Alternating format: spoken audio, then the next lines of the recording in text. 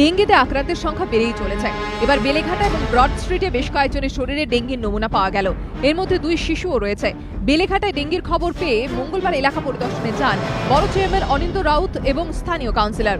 যেহেতু কয়েকদিন ধরে সল্টলেক বা এইসব জায়গায় যা হয়েছে, সেক্ষেত্রে আমরা আরও স্পিডটাকে বাড়িয়ে আমরা দেখছি এবং ফলো আপ করছি। যে পেশেন্টদের ডেঙ্গু হয়েছিল আক্রান্ত, তাদের বাড়িতে 5-6টা বাড়িতে যেগুলো হয়েছে, আমরা সবকটা বাড়িতে গিয়ে তাদের সাথে কথা বলেছি। They all are satisfied. Broad স্ট্রিটে এক শিশু ডেঙ্গিতে আক্রান্ত হয়ে হাসপাতালে ভর্তি।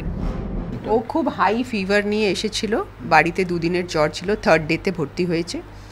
তো অ্যাডমিশনের পরে ডেঙ্গু পাওয়া গেছে। ডেঙ্গুতে তো পার্টিকুলারলি কোনো ট্রিটমেন্ট নেই, প্যারাসিটামল আর আইভি ফ্লুইড দেওয়া ছাড়া। আজকে patient has showing signs of improvement.